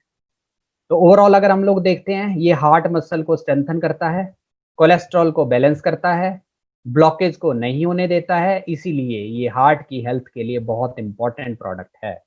इसका एक कैप्सूल सुबह, एक कैप्सूल शाम को यूज़ किया जा सकता है। अगर मैं आपको इसके नीड कि कौन-कौन से लोग हैं जिनको वेल हार्ट की ज़रूरत है प्रेज़ेंट टाइम में। करोड़ों लोग ऐसे हैं जो शायद 30 साल से ऊपर के हैं और जितने भी लोग 30 साल से ऊपर हैं, हेक्टिक लाइफ़स्टाइल है या स्ट्रेसफुल कंडीशन में है। हार्ट की बीमारियों में स्ट्रेस एक बहुत इम्पोर्टेंट फैक्टर है। वहाँ पे जितने भी लोग 30 साल से ऊपर है, वो इसका यूज़ हार्ट की बीमारियों से प्रिवेंट करने में इसका यूज़ किया जा सकता है। और अगर दुनिया में सबसे ज़्यादा डेथ हार्ट की डिज़ीज़ के कारण होते हैं, तो लोगों को प्रिवेंशन के ऊपर अवेयर करना बहुत इम्पोर्टेंट है। और डायरेक्ट सेलिंग एक ऐसा माध्यम है जहाँ से हम वन टू वन लोगों की काउंसलिंग कर सकते हैं, कि अगर हार्ट की बीमारियों से बचना है तो कुछ ऐसे प्रोडक्ट यूज़ करिए जो ब्लॉकेज नहीं होने देते हैं। नंबर सेकंड, अगर फैमिली में किसी की भी हिस्ट्री है हार्ट की बीमारियों की, तो भी इसका यूज़ करना है, ताकि बीमारियों से प्रिवेंट किया जा सके। नंबर थर्ड, अगर फैमिली में ब्लड प्रेशर की हिस्ट्री है, वहाँ पे भी इसका यूज़ करना है। और अगर कोई हार्ट की बीमारी के लिए कोई भी मेडिसिन ले रहा है, उसकी मेडिसिन बंद नहीं करनी है, बहुत इंपॉर्टेंट पॉइंट है। वो मेडिसिन लेते रहिए, साथ में एडजुवेंट इसका यूज़ किया जा सकता है। तो आप देख सकते हैं, तो बहुत सारे लोग हैं जो हार्ट की बीमारियों से प्रिवेंट करने के लिए वेल हार्ट का यूज़ कर सकते हैं। अगला जो इम्पोर्टेंट प्रोडक्ट है दैट इज़ डेली डिटॉक्स। जैसे इसके नाम से ही क्लियर है, ये शरीर से टॉक्सिन को बाहर निकालने में हेल्पफुल है। डिटॉक्सिफिकेशन ये ऑलरेडी हम लोगों ने डिस्कस कर दिया कि लीवर का बहुत इंपॉर्टेंट रोल है। आज की डेट में डिटॉक्सिफिकेशन की क्यों ज़रूरत है? एक टाइम ऐसा था जो हमारे बुजुर्ग होते थे, वो बहुत अच्छे जो नेचुरल चीज़ें होते थे, वो कंज़्यूम करते थे। जंक फूड या जो प्रिजर्वेटिव वाली चीज़ें थे, वो यूज़ नहीं करते थे। लेकिन आजकल लोग जंक फूड का बहुत ज़्यादा यूज़ कर रहे हैं, जो प्रिजर्वेटिव वाली चीज़ें हैं, उनका बहुत ज़्यादा यूज़ कर रहे हैं। कुछ प्रोसेस्ड शुगर है, उनका बहुत ज़्यादा यूज़ कर रहे हैं। स्ट्रेस आज की डेट में बहुत ज़्यादा बढ़ चुका है, खासकर अभी कोरोना क्राइसिस के बाद स्ट्रेस बहुत ज़्यादा लोगों में है। जो हमारा डाइट है वो प्रॉपर न्यूट्रिशन उसमें नहीं है, अनहेल्दी है, जिसके कारण बहुत सारे टॉक्सिन शरीर में बन रहे हैं। हाँ, कई लोग हैं जिनको नींद प्रॉपर नहीं आती है। डिटॉक्सिफिकेशन के लिए नींद का होना बहुत इंपॉर्टेंट है। अगर स्लीप डिस्टर्बेंसेस है, तो भी बॉडी में टॉक्सिन बनते हैं। अल्कोहल, स्मोकिंग ये भी बहुत बड़ा फैक्टर है। और सेडेंटरी लाइफस्टाइल, जो लोग एक्टिव रहते हैं, रेगुलर एक्सरसाइज करते हैं, उनका डिटॉक्सिफिकेशन नेचुरली भी होता है। लेकिन अगर कोई सेडेंटरी लाइफस्टाइल में है, तो बॉडी में बहुत सारे टॉक्सिन बनते हैं। इसीलिए प्रेजेंट टाइम में डिटॉक्सिफिकेशन की जरूरत है, क्योंकि मैक्सिमम लोग बोलते हैं क्या मुझे डेली डिटॉक्स लेना चाहिए। अगर हम इनमें से किसी भी कैटेगरी में है, नींद प्रॉपर नहीं आ रही है, अल्कोहल या स्मोकिंग का कंजप्शन हो रहा है, अगर हमारा लाइफस्टाइल एक्टिव नहीं है और हमारी डाइट बैलेंस्ड नहीं है, स्ट्रेस है, तो हमें डिटॉक्सिफिकेशन की जरूरत है। और जो डेली डिटॉक्स है, उनमें बहुत अच्छे कंटेंट है लाइक आंवला, तुलसी, गिलोय। और अभी आयुष मंत्रालय भी बार-बार कह रहा है अगर हमें इम्यूनिटी को बढ़ाना है तो इनका यूज़ करना है। तो ये मैक्सिमम कंटेंट हमारे कई जो प्रोडक्ट्स हैं उनमें है। तो ये बॉडी से टॉक्सिन को बाहर निकालते हैं, बॉडी को हेल्दी रखते हैं, बहुत सारी बीमारियों से बचाने में हेल्प करते हैं, हमारी इम्यूनिटी को बढ़ाते हैं। और कुछ ऐसे भी कंटेंट है जैसे कालमेघ, अर्जुन, जो हमारे लीवर के लिए, हमारे किडनी के लिए बहुत इम्पोर्टेंट है, क्योंकि ये ऑर्गन ऐसे हैं जो डिटॉक्सिफिकेशन में हेल्प करते हैं। तो ये बॉडी से टॉक्सिन को बाहर निकालने के लिए बहुत इम्पोर्टेंट है। और इसके 1 कैप्सूल सुबह, 1 कैप्सूल शाम को 3 महीने तक मिनिमम यूज़ करवाना है। फिर हम गैप दे सकते हैं 2-3 महीने का, फिर उसके बाद फिर से 2-3 महीने के लिए यूज़ कराया जा सकता है। साल में 2 या 3 बार हम लोग डिटॉक्सिफिकेशन कर सकते हैं। और आयुर्वेदा की एक पैथी होती है जिसको हम लोग बोलते हैं पंचकर्मा थेरेपी। अभी बहुत सारे लोग अवेयर है पंचकर्मा थेरेपी के लिए, जो डिटॉक्सिफिकेशन के लिए या रिजुवेनेशन के लिए कराई जाती है। लेकिन वो बहुत कॉस्टली प्रोसीजर है, मिनिमम 50 टू 60,000 उसका खर्चा आता है। अगर हम लोग डेली डिटॉक्स देखते हैं इस लो कॉस्ट पे, एक तरह से हमें ये डिटॉक्सिफिकेशन करवाता है। अगला जो प्रोडक्ट है दैट इज फाइट स्ट्रेस। कई लोग सोचते हैं शायद मुझे स्ट्रेस नहीं है। स्ट्रेस आज की डेट में बहुत ज़्यादा लोगों को है, खासकर कोविड-19 डिज़ीज़ के बाद, कोरोना क्राइसिस के बाद बहुत सारे लोगों को स्ट्रेस है। कइयों का जॉब लॉस हो गया है, कुछ लोगों को ज जॉब नहीं मिल रहा है, या और भी बहुत सारे बीमारी से लोग डरे हैं कि कहीं हमें ना कोरोना हो जाए। इस तरीके से बहुत सारे जो स्ट्रेसफुल जो कंडीशन है वो प्रेज़ेंट टाइम में है। तो ये एक बहुत इम्पोर्टेंट जो प्रोडक्ट है दैट इज़ फाइट स्ट्रेस, जो स्ट्रेस से लड़ने की क्षमता को बढ़ाता है। थोड़ा-सा मैं स्ट्रेस के ऊपर आपको बताता हूँ। ये थ्योरेटिकल पार्ट को हम नहीं लेंगे, जस्ट मैं एक प्रैक्टिकल एग्ज़ाम्पल आपको देता हूँ। जैसे हम लोग जितने भी लोग यहाँ पे हैं या जितने भी लोग सुन रहे हैं, शायद हम लोगों ने सभी ने एक बार वाइवा फेस किया होता है। हम लोग कहीं इंटरव्यू देने जाते हैं या वाइवा देने जाते हैं, जैसे ही हम लोग एंटर होना शुरू करते हैं, तो हमें महसूस होता है कि हमारा दिल बहुत तेज़ी से धड़क रहा है। हमें स्वेटिंग होना शुरू हो जाती है। यानी कि वो एक ऐसी कंडीशन होती है, एक तरह से स्ट्रेसफुल कंडीशन होती है। उस टाइम हमारी बॉडी में कुछ हार्मोन निकलते हैं, उनमें एक हार्मोन है कॉर्टिसोल। ये उसी टाइम निकलते हैं जब स्ट्रेसफुल कंडीशन होती है, बाद में वो अपने नॉर्मल उसमें हो जाता है। लेकिन अगर ये हार्मोन रेगुलर रिलीज़ होता रहे, तो स्ट्रेस की कंडीशन डेवलप होती है। वैसे ये पर्टिकुलर जो मूवमेंट होता है उसी दौरान ये रिलीज़ होता है, लेकिन ये बॉडी में रेगुलर रिलीज़ होता रहे तो बॉडी में बहुत सारे सिम्पटम डेवलप होते हैं, वही जो कंडीशन होती है वो स्ट्रेस होता है। और स्ट्रेस के बहुत सारे रीज़न होते हैं, जैसे यहाँ पे बहुत सारे जो टॉप 10 स्ट्रेस के इवेंट है वो सामने स्क्रीन पे है। किसी की डेथ हो जाती है, हम लोग देखते हैं हमारा माइंड शिफ्ट एकदम चेंज हो जाता है, यानी कि स्ट्रेस में चले जाते हैं। किसी का डिवोर्स होता है, मैरिज में कोई प्रॉब्लम होती है, या और भी बहुत सारे, किसी को कोई बीमारी हो जाती है, वो उसी के कारण स्ट्रेस में चला जाता है, या और भी बहुत सारे रीज़न आप लोग सामने देख पा रहे हो। तो स्ट्रेस बहुत बड़ा फैक्टर है, किसी न किसी व्यक्ति को कुछ न कुछ जो है बीमारी होती है। और स्ट्रेस एक ऐसी चीज़ है, स्ट्रेस जिसको भी होता है, उसके बाद और भी बीमारियाँ होती हैं। बहुत सारी जो दिल की बीमारियाँ होती है, हार्ट डिजीज़ेज़ होती हैं, उनका कॉज़ स्ट्रेस है।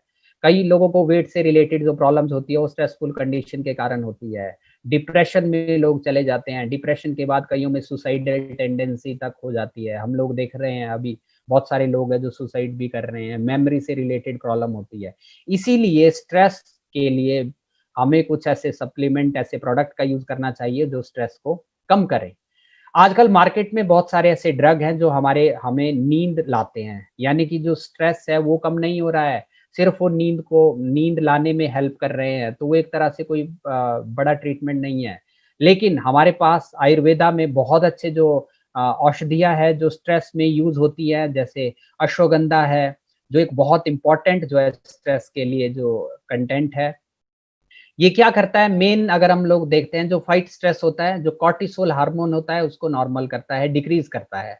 नंबर 2 जो ऑक्सीटोसिन हार्मोन होता है उसको रिलीज़ करता है। ये फ़ील गुड वाला हार्मोन है, यानी कि गुड हार्मोन है, जो हमें अच्छी फ़ीलिंग दिलाता है। जब अच्छी फ़ीलिंग रहती है, तो डेफ़िनेटली जो स्ट्रेस होता है वो कम होता है, और जब कॉर्टिसोल कम होता है, तो जितने भी सिम्पटम एकदम जो अपीयर हो रहे थे, वो भी कम हो जाएँगे। और नंबर 3 जो बहुत इम्पोर्टेंट है वो है स्ट्रेस टॉलरेंस पावर। हम लोग देखते हैं कई लोग ऐसे होते हैं जो दूसरा उनको कोई कुछ कहता है वो एकदम चिड़चिड़े हो जाते हैं, उनको गुस्सा आ जाता है। और कुछ लोग ऐसे होते हैं जिनको ज़्यादा फ़र्क नहीं पड़ता है, यानी कि उनकी टॉलरेंस पावर ज़्यादा है। और अगर हम लोग फाइट स्ट्रेस का यूज़ करते हैं, ये हमारी स्ट्रेस टॉलरेंस पावर को बढ़ाता है। यानी कि एक्सटर्नल स्टिमुलाई जितना भी स्ट्रॉन्ग हो, लेकिन हमें स्ट्रेस के जो सिम्पटम है वो डेवलप नहीं होते हैं। इसलिए ये बहुत इम्पोर्टेंट एक जो प्रोडक्ट है, खासकर प्रेज़ेंट सिनेरियो में इसका बहुत ज़्यादा यूज़ हो सकता है। 1 कैप्सूल सुबह, 1 कैप्सूल शाम को आफ्टर मील इसका रेगुलर यूज़ करना है और 3 से 4 महीने तक इसका यूज़ किया जा सकता है। अगर किसी को और भी प्रॉब्लम्स है, किसी को रेगुलर भी कोई बीमारी है, वहाँ पे भी इसका यूज़ किया जा सकता है। किसी को हार्ट से रिलेटेड प्रॉब्लम है, वहाँ पे भी यूज़ किया जा सकता है। किसी को ब्लड प्रेशर है, वहाँ पे भी इसका यूज़ किया जा सकता है। तो फाइट स्ट्रेस जो है एक बहुत ज़्यादा यूज़ होने वाला प्रोडक्ट है। अगला जो प्रोडक्ट है दैट इज़ इम्यूनो 3। इसके तो नाम से ही क्लियर है, ये इम्यूनिटी के लिए बहुत अच्छा है। और जो त्रिफला है, इसका जो मेन कंटेंट है दैट इज़ त्रिफला। हमारे जो बुजुर्ग होते थे वो त्रिफला का रेगुलर सेवन करते थे। हम लोग जैसे मैंने शुरू में भी कहा कोई ऐसे बुजुर्ग होते हैं आज तक उन्होंने कोई दवाइयाँ नहीं खाई हैं। क्योंकि कुछ नेचुरल ऐसी-ऐसी चीज़ें पर्टिकुलर टाइम में खाते रहते थे जो उनकी इम्यूनिटी को बिल्ड करते थे। और इसके जो मेन घटक है वो है हरड़, बहेड़ा और आंवला। और ये जो 3 फल हैं इनको ही त्रिफला कहा जाता है, हरड़, बहेड़ा और आंवला। यहाँ पे पूरे इंडिया से लोग कनेक्ट हैं, शायद अलग-अलग जगह इनको कुछ अलग कहा अलग-अलग इनके जो नाम हो सकते हैं, आई थिंक मैं अलग-अलग एरिया के हिसाब से नहीं बता सकता हूँ। आंवला तो आई थिंक सभी को पता है, बहेड़ा और हरड़, इनको शायद कुछ डिफरेंट नाम से अलग-अलग नाम से कहा जा सकता है। तो मेनली इसके 3 जो कंटेंट है। अब जो त्रिफला होता है, आयुर्वेद में इसको नित्य रसायन कहा गया है। आयुर्वेदा का एक ऐसा ब्रांच है जो अभी ज़्यादा अभी एक्सप्लोर नहीं हुआ है, लेकिन अभी वो ज़्यादा एक्सप्लोर होगा क्योंकि वेलनेस के ऊपर उस ब्रांच का बहुत इंपॉर्टेंट रोल है। वो ब्रांच है रसायन चिकित्सा, यानी कि रसायन, रसायन होते हैं एंटीऑक्सीडेंट। आयुर्वेदा में पहले ही कहा गया है कि हमें रेगुलर कुछ रसायन का सेवन करना चाहिए। उनमें त्रिफला भी एक है जिसको नित्य रसायन कहा गया है। ये एक ऐसा रसायन है जिसको लाइफ लॉन्ग यूज़ किया जा सकता है क्योंकि ये सेफ है और हमारी इम्यूनिटी के लिए बहुत अच्छा है। और आज की डेट में भी बोला गया है विटामिन सी लीजिए जो हमारी इम्यूनिटी के लिए अच्छा है। और आंवला विटामिन सी का नेचुरल सोर्स है जिसमें सबसे ज़्यादा विटामिन सी है वो है आंवला और इसका एक मेन घटक आंवला भी है। यानी कि जो हमारे पुराने टाइम के वैद्य थे या पुराने टाइम के बुजुर्ग थे उनको पता था कि जो त्रिफला है उसका रेगुलर यूज़ करेंगे तो हमारी इम्यूनिटी स्ट्रॉन्ग रहेगी। इसीलिए इम्यूनिटी के लिए बहुत अच्छा प्रोडक्ट है। और खासकर आज की डेट में लोग इम्यूनिटी के लिए सर्च कर रहे हैं बहुत अच्छे प्रोडक्ट्स की। तो हमारे पास वंडरफुल प्रोडक्ट ऑलरेडी है। इम्यूनिटी के साथ-साथ इसका जो रोल है वो डाइजेशन के ऊपर भी है। जो त्रिफला है हमारी डाइजेशन को रेगुलेट करता है। ये हमारी डाइजेशन के लिए बहुत अच्छा है, अगर किसी को कब्ज़ रहती है वहाँ पे भी ये यूज़ किया जा सकता है क्योंकि ये माइल्ड लैक्सेटिव भी है।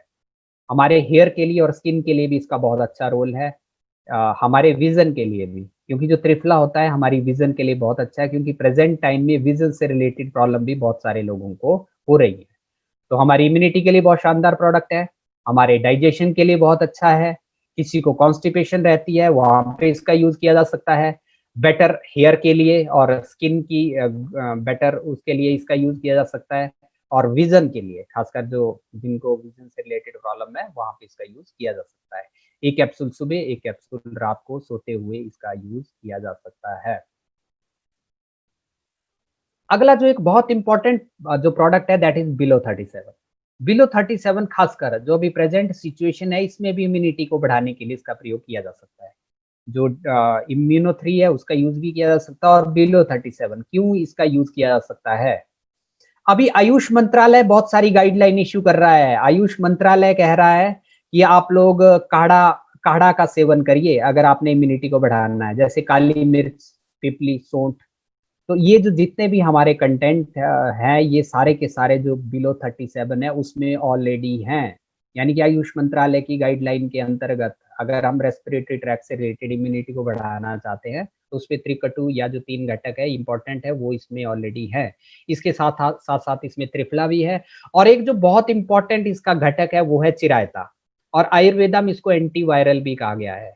किसी को बार-बार कोई सर्दी, जुकाम, खाँसी रहती है, वहाँ पे भी इसका यूज़ किया जा सकता है। सबसे पहले इसका यूज़ अगर किसी को बुखार है, वहाँ पे किया जा सकता है। ये बॉडी टेम्परेचर को नॉर्मल लेवल पे लाता है और ये हमारी इम्यूनिटी के लिए अच्छा है, खासकर रेस्पिरेटरी ट्रैक से रिलेटेड सिम्पटम किसी को बार-बार आते हैं। बार बार गला खराब रहता है, बार बार खांसी रहती है, बार बार जुकाम रहता है, वहाँ पे इसका यूज किया जा सकता है। और खासकर एंटीवायरल प्रॉपर्टी होने के कारण, और जो तुलसी है वो भी इसका घटक है, वो भी एंटीवायरल है, तो कहीं न कहीं जो वायरस के लिए जो इम्यूनिटी चाहिए वो हम इससे जो है इंक्रीज़ कर सकते हैं। तो 1 कैप्सूल सुबह, 1 कैप्सूल शाम को इसका यूज़ किया जा सकता है। अगला जो एक और इम्पोर्टेंट प्रोडक्ट है दैट इज़ मेन शक्ति मैन।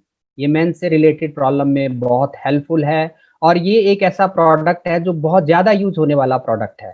क्यों बहुत ज़्यादा यूज़ होने वाला प्रोडक्ट है? क्योंकि जो 2 प्रॉब्लम है वो बहुत इम्पोर्टेंट या बहुत ज़्यादा लोगों को है। एक है इनफर्टिलिटी और एक है इरेक्टाइल डिस्फंक्शन। और ये ऐसी प्रॉब्लम्स है, मैक्सिमम लोग शायद आज की डेट में लोगों से बात नहीं करना चाहते हैं। लोग डिस्क्लोज़ नहीं करना चाहते हैं। 15% से ज़्यादा ऐसे कपल वर्ल्ड वाइड है जिनको इनफर्टिलिटी का इशू है।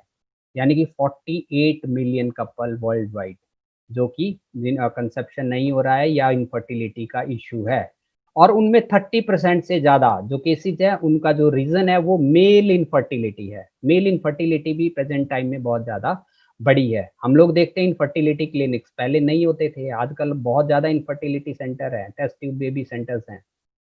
और इरेक्टाइल डिस्फंक्शन ये भी एक बहुत बड़ी प्रॉब्लम है। क्यों ये ज़्यादा है? लोगों ने खान-पान का तरीका बदला है, प्रॉपर सप्लीमेंट का यूज़ नहीं करते हैं, आज का स्ट्रेसफुल एनवायरनमेंट है, हेक्टिक एनवायरनमेंट है जिसके कारण हार्मोनल चेंजेस बहुत ज़्यादा हो रहे हैं।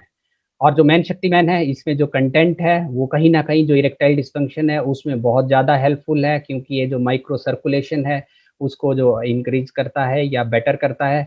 सेकंड ये जो स्पर्म की क्वालिटी है और क्वांटिटी है उसको भी इंक्रीज़ करता है।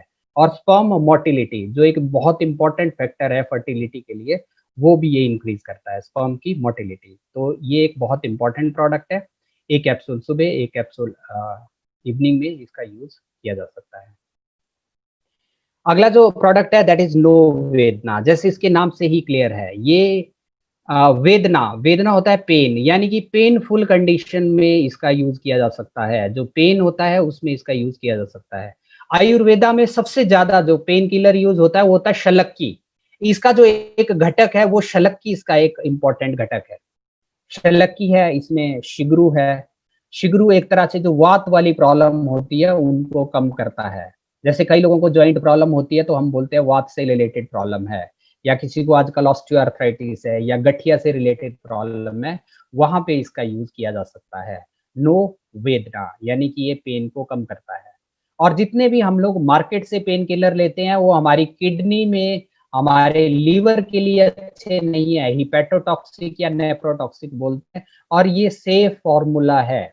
और कई लोग होते हैं जो रेगुलर पेन किलर यूज़ करते हैं, उनको हम गाइड कर सकते हैं कि ये एक ऐसा प्रोडक्ट है जो किडनी और लीवर के लिए सेफ है और पेन को भी कम करता है। 1 कैप्सूल सुबह, 1 कैप्सूल शाम को इसका यूज़ किया जा सकता है, लेकिन अगर किसी को ज़्यादा दर्द होती है तो 3 टाइम भी इसका यूज़ किया जा सकता है। और इसके साथ एक हमारा जो और प्रोडक्ट है नोवेदना जेल, उसका साथ में यूज़ किया जा सकता है। वो लोकल एप्लीकेशन के लिए है और ये खाने के लिए है, ओरल यूज़ के लिए ये है। अगला जो प्रोडक्ट है that is filling liquid and capsule.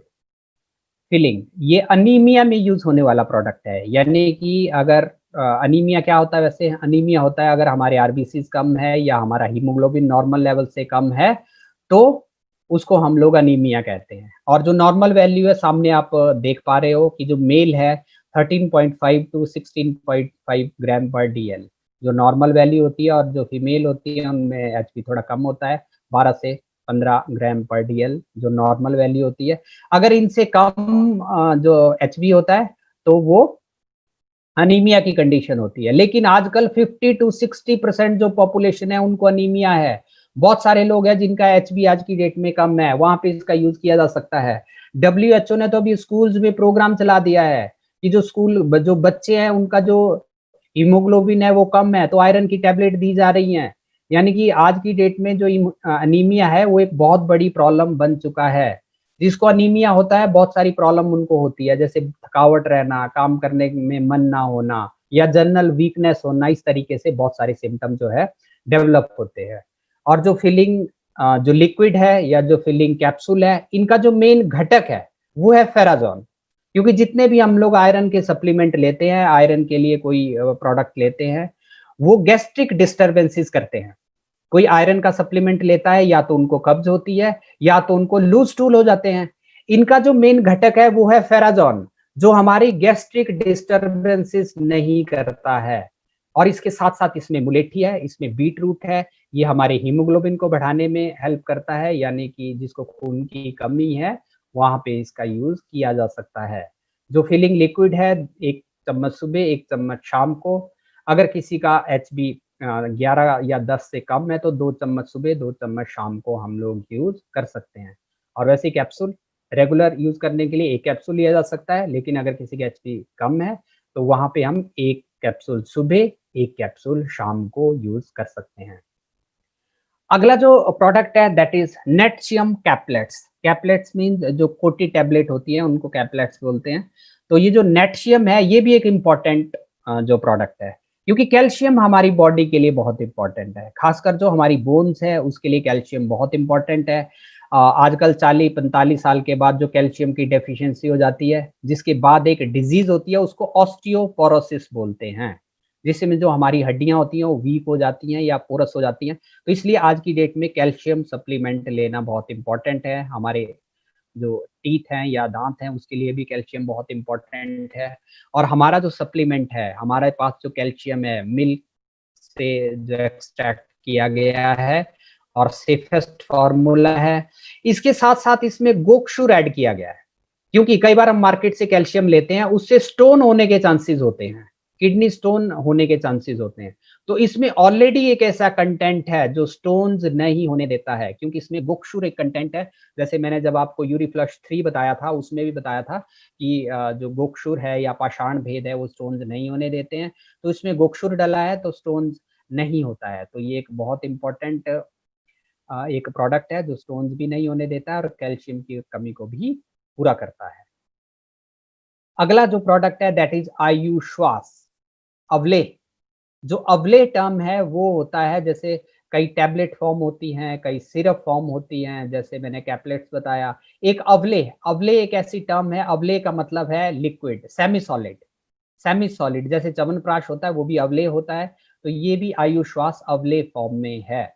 और आयुश्वास जैसे इसके नाम से ही क्लियर है, श्वास मीन सांस या रेस्पिरेटरी ट्रैक से रिलेटेड। ये रेस्पिरेटरी ट्रैक से रिलेटेड एलर्जी में यूज होता है, या जो ब्रोंकियल अस्थमा है या जो दमा होता है उसमें यूज होता है।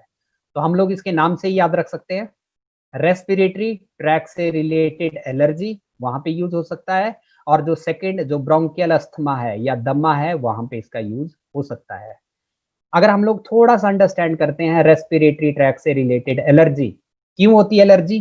किसी को धुएं से एलर्जी होती है, किसी को धूल से एलर्जी होती है, किसी को कोई परफ्यूम का यूज करता है या स्ट्रॉन्ग स्मेल होती है उससे एलर्जी होती है, किसी को कोई एयर फ्रेशनर यूज करते हैं वहां से एलर्जी हो जाती है, कोई लोग घर में धूप बत्ती अगरबत्ती यूज करते हैं उससे भी एलर्जी होती है।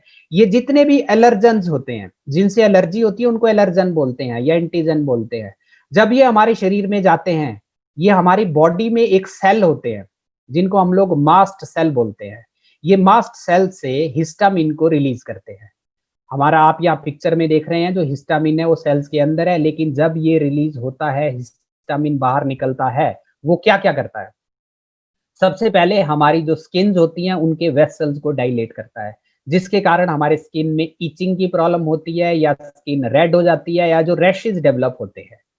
नंबर सेकंड, जो हिस्टामिन होते हैं जो हमारे सांस की नलियां होती है, ब्रोंक्यूल्स होते हैं, उनको कंस्ट्रिक्ट करता है या उनको सिकोड़ देता है, जिसके कारण जो सांस फूलने की प्रॉब्लम हो जाती है। या जो हिस्टामिन होता है जो हमारे गैस्ट्रिक जो एसिड होता है उसकी ज्यादा सेक्रेशन करते हैं, जिसके कारण एसिडिटी से रिलेटेड सिम्टम भी डेवलप होते हैं। ये नॉर्मल जो है एलर्जी का एक तरह से कि क्या क्या एलर्जी हो सकती है। तो एलर्जी के कारण जैसे मैंने ये बताया जो ब्रोंकियल अस्थमा है वो भी एक सिम्टम डेवलप हो सकता है, क्योंकि ये जो नॉर्मल सांस की नली है ये ऐसे खुली है, आप देख सकते हैं इसके अंदर वाला स्पेस काफी है, लेकिन यहाँ पे ये पेटेंट नहीं है, इसको ब्रोंको कंस्ट्रिक्शन बोलते हैं, जहाँ पे कि ये एक तरह से सिकुड़ गई है, ब्रोंको कंस्ट्रिक्शन। और जो रेस्पिरेटरी एलर्जी होती है उसके बहुत सारे सिम्टम होते हैं। हम लोग देखते हैं जैसे ही कोई एलर्जी हो जाती है उसको बार बार सर्दी जुकाम के सिम्टम डेवलप हो जाते हैं, नाक बहना, स्नीजिंग, रनिंग नोज, ये बहुत सारे सिम्टम डेवलप हो जाते हैं। अगर किसी को दमे की प्रॉब्लम हो जाती है तो उसमें सांस फूलना, खांसी या छाती से आवाजें आना, जिसको हम वीज बोलते हैं, है ना, सीटी बजने जैसी आवाजें आती है, ये ब्रोंकियल अस्थमा का एक बहुत बड़ा सिम्टम है। तो यहाँ पे जो है इसका आयु श्वास का यूज किया जा सकता है। आयु श्वास का जो मुख्य घटक है वो है शिरीष। शिरीष एंटी एलर्जिक होता है या एंटी हिस्टामाइनिक भी इसको बोलते हैं। ये हिस्टामिन को ज्यादातर रिलीज नहीं होने देता है, जिसके कारण सिम्टम डेवलप नहीं होते हैं। ये एंटी एलर्जिक है, एंटी हिस्टामाइनिक है। सेकंड जो इसमें जैसे कंटकारी या वासा है, ये बलगम को बाहर निकालते हैं। यानी कि अगर कोई ब्लॉकेज है या ज्यादा म्यूकस या बलगम है, उसको भी बाहर निकालते हैं। तो अगर हम लोग देखते हैं इसका कहाँ-कहाँ यूज़ हो सकता है, एज़ ए एंटी एलर्जिक इसका यूज़ हो सकता है, या as a anti expectorant use हो सकता है, या ब्रोंकोडायलेटर, ब्रोंक्यूल की डायलेशन करता है, या जो एलर्जिक अस्थमा है वहाँ पे इसका यूज़ हो सकता है। मोटे-मोटे तौर पे हम लोग देख सकते हैं जिसको भी रेस्पिरेटरी ट्रैक से रिलेटेड एलर्जी है और उससे रिलेटेड सिम्पटम्स हैं, वहाँ पे यूज़ हो सकता है, या किसी को जो दमा है और दमा से रिलेटेड सिम्पटम है, वहाँ पे इसका यूज़ किया जा सकता है। और इसको लेना कैसे है? इसको गर्म पानी में लेना है। एक होता है ल्यूक वार्म वाटर, जिसको हम कोसा पानी बोलते हैं, लेकिन इसको गर्म पानी में लेना है। जैसे चाय के लिए गर्म पानी होता है, उसमें हम लोग 1 चम्मच ऐड कर सकते हैं और उसको घोल के चाय की तरह हम लोग यूज़ कर सकते हैं। 1 चम्मच सुबह, 1 चम्मच शाम को, लेकिन अगर किसी को ज़्यादा दिक्कत है तो वहाँ पे 1.5 से 2 चम्मच भी यूज़ किया जा सकता है। तो गर्म पानी में या गर्म दूध के साथ इसको लिया जा सकता है। कुछ लोग बोलते हैं कि सर दूध पीने से हमें बलगम से रिलेटेड प्रॉब्लम होती है, तो वहाँ पे हम गर्म पानी के साथ ही इसको यूज़ करवा सकते हैं। तो ये एक बहुत इम्पोर्टेंट प्रोडक्ट था, आयुश्वास। अगला जो प्रोडक्ट है दैट इज़ थाई हेल्थ। जैसे इसके नाम से ही क्लियर है, ये थायराइड की हेल्थ के लिए बहुत इम्पोर्टेंट है। थाई हेल्थ, जो थायराइड से रिलेटेड प्रॉब्लम है वहाँ पे इसका यूज़ किया जा सकता है। जो थायराइड है एक बहुत इम्पोर्टेंट ग्लैंड है जो हमारे गले के पास होता है, और इससे जो मेनली 3 हार्मोन सेक्रेट होते हैं, T3, T4 एंड कैल्सिटोनिन। ये 3 हार्मोन इससे सेक्रेट होते हैं, लेकिन जब हम रिपोर्ट देखते हैं तो उसमें 3 जो हार्मोन होते हैं, T3, T4 and TSH। TSH जो है थायराइड से सेक्रेट नहीं होता है, वो एक एंटीरियर पिट्यूटरी ग्लैंड होता है, वहाँ से वो सेक्रेट होता है जो इन हार्मोन को रेगुलेट करता है।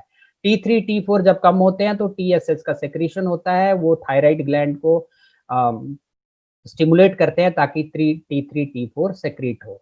तो रिपोर्ट में मेनली T3, T4 और जो TSH होते हैं उनके आधार पे हम असेस करते हैं कि इसको हाइपोथायरायडिज्म है या हार्मोन कम है, या हाइपरथायरायडिज्म है या हार्मोन ज़्यादा है।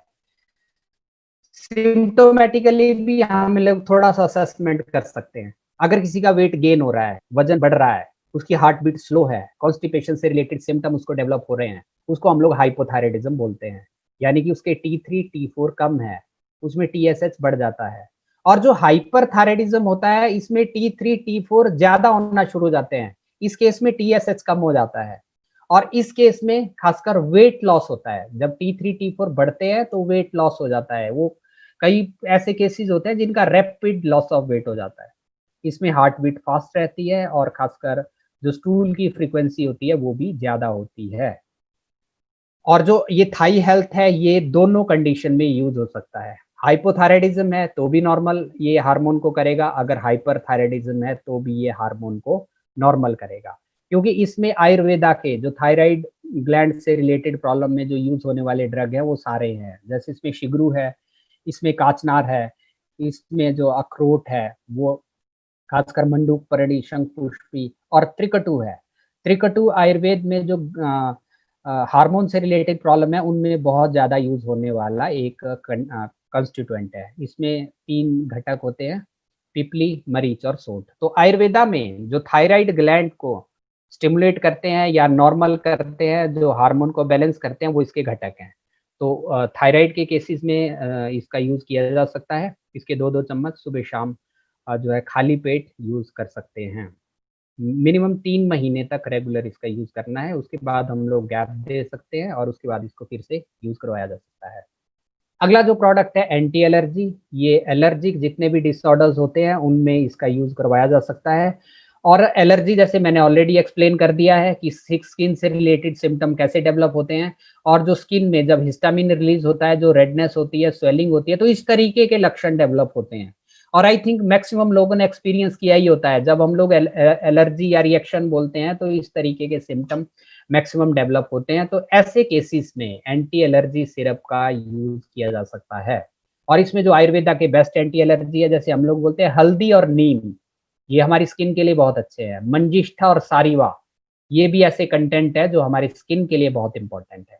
तो जिसको भी एलर्जी रहती है तो वहाँ पे इसका यूज किया जा सकता है, क्योंकि ये हिस्टामिन को रिलीज होने से रोकते हैं। अगर रिलीज हो गई है तो उसको फ्लश आउट करने में हेल्प करते हैं, जिससे एलर्जी के जो सिम्टम है वो डेवलप नहीं होते हैं, या एलर्जी के सिम्टम को ये कम करने में हेल्प करते हैं। 2-2 चम्मच सुबह शाम इसका यूज किया जा सकता है, और अगर ज़्यादा एलर्जी है तो 3 बार भी इसका यूज़ किया जा सकता है।